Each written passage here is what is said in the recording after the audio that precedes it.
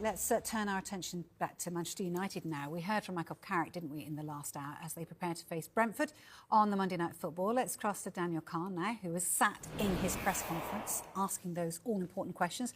Good to see you, Dan. Thanks for joining us. We saw a makeshift centre-back partnership, didn't we, from United when they faced Chelsea. Will Carrick be boosted by any returns, though, in defence? Yeah, good evening, Vicky. Good evening, Clinton. Absolutely. I think got to watch training a little bit this morning here at Carrington. Also heard from Michael Carrick himself this evening ahead of Monday Night Football against Brentford. The good news is he'll get Harry Maguire back. He's available after suspension. And I think we saw maybe not as much in that game at Stamford Bridge last weekend, but the Monday before that, their defeat to Leeds at Old Trafford, really the big miss Harry Maguire was in both boxes. Really, I think the feeling was with him on the pitch, maybe they would have had a much better performance in that game in particular. But look, he's back available. Not as good news with Lenny Euro, though. He wasn't in training this morning. Michael Carrick telling us that he's hopeful, though, he could be involved on Monday night. Lisandro Martinez, though, he is still out. He's going to miss another 2 games with his suspension after his red card against Bournemouth. So I think very unlikely we'll see Nuasar Mazraoui partner Aiden Heaven in that defence that was victorious at Stamford Bridge last weekend. But look, I think the big question is, will it be Aiden Heaven next to Harry Maguire, or will Lenny Euro be fit enough to come back into the team? Based on Saturday's performance, you say Aiden Heaven has to stay in that team based off what was so impressive, his first start since the beginning of January. Yeah, and Dan, there's been loads of speculation over Carrick's future at the club, but is this similar to Ole Gunnar Solskjaer's time at Old Trafford, do you think? Look, I think it's been a narrative, Vicky. I think that's fair to say since Michael Carrick was appointed. The whole discussion around him staying beyond the end of this season, there has been a strand to this tale about maybe making comparisons to Ole Gunnar Solskjaer in that caretaker period until the end of the season that became permanent after that international break. Now, look, I think it's become a bit more pertinent because after he was given a full-time contract, a multi-year contract after that initial international break, results really tailed off. And I think people were saying, really, could that happen under Michael Carrick after a similar type break? Could that new manager, new head coach bounce wear off a little bit? And it's something we haven't really asked Michael Carrick himself. We've seen former players, journalists all talk about it, but I thought I'd ask Michael Carrick himself what he has thought about those comparisons. I thought we did a lot of good things, really, and became close, and in the end obviously it changed and it went a different direction. That's football. I think comparisons, you could compare to all sorts of different situations and managers and coaches and teams over the years. It just depends on what you want to choose to compare, but it's irrelevant, really. It really is. And that's not a negative or a positive. It doesn't really have any link at all. I think we're a different team now, irrespective of me, who's in charge. It's a different team. It's a different time. So I don't really think comparisons literally make any difference at all.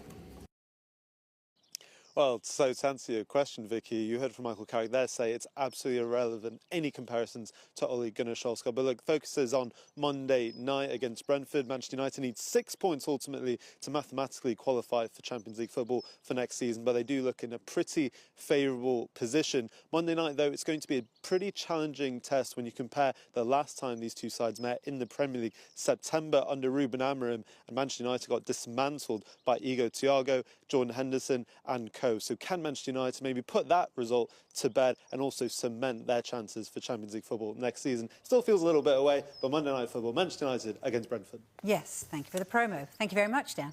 OK, look, Clinton, as Dan was saying there, you know, we heard Carrick say that actually it's irrelevant to compare his tenure to Ole Gunnar Solskjaer's. But do you think that's fair, or that's what everyone's doing right now? No, they're trying to compare him. I don't think it's fair because I understand what they're saying, and because he's done well as interim, and then you give him the manager's job, and Ollie did well as interim, and then doesn't go well. But you can't.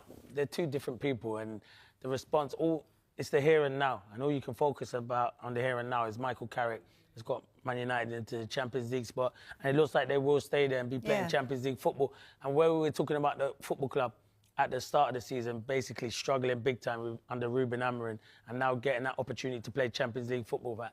I think like Man United fans feel like they've got their team and their football club back, and huge credit must go to Michael Carrick. I think he's done a brilliant job.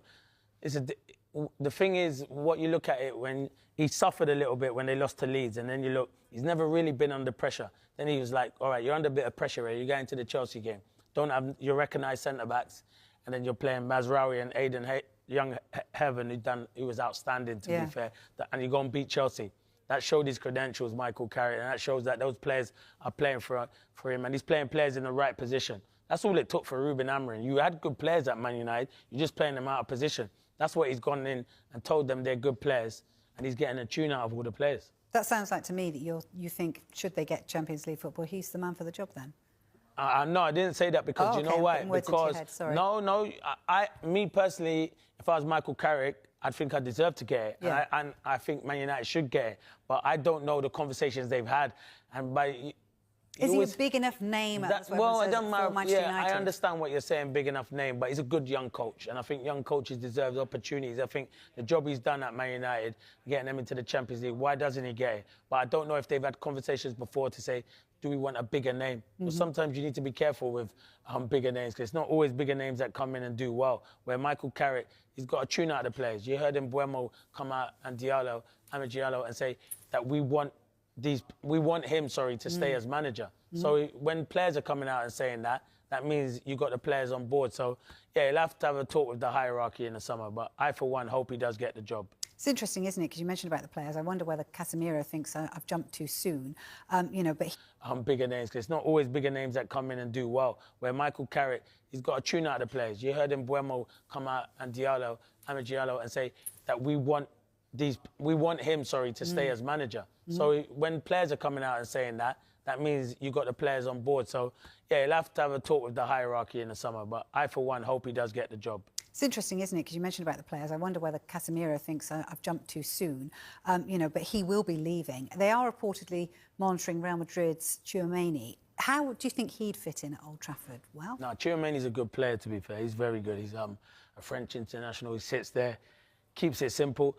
Listen, Casemiro's had an outstanding season and won loads of stuff at Real Madrid, where Tchouaméni may be coming from. So yeah, he's a good player, and you hear a lot of Real Madrid are interested in the likes of maybe Enzo Fernandez and Rodri and players like that, and that is obviously Tchouaméni's position. But yeah, I think Tchouaméni would be a good one. They're linked to loads though. They want Anderson, they're linked to Tonali, they're linked to Adam Wharton. So you can see where they're shopping at the moment. They need midfielders, if not one, maybe two, because Casemiro's going, and you've only got Kobbie Mainoo. No disrespect to Ugarte, but I don't think it's really worked out for him at Man United. So the way they want to play, you need more than one or two. You need probably two world-class midfielders. But I like Kobbie Mainoo. I think he's been outstanding. So that is where they're looking at the moment. But yeah, Tchouaméni would be a good signing. Somebody that also has been outstanding, Bruno Fernandes. I mean, he's just close, I think, 2 off that record of assists. Do you think he'll do it? Yeah, I think he'll do it. Yeah. He's a ridiculous player, Bruno Fernandes. And it made me laugh when people questioned him when he's the captain and he gets frustrated. He gets frustrated because sometimes players are not on his wave level and he gets frustrated. But it doesn't mean like it means he's disappointed, but it doesn't mean he doesn't care or anything, or he's petulant and stuff like that. He's just a wonderful player who 9 times out of 10, that's a great ball to Casemiro as against Leeds. He just 9 times out of 10 picks the right pass. I just think he's a fantastic player. If Man United were probably going for the title, he'd probably get Player of the Year.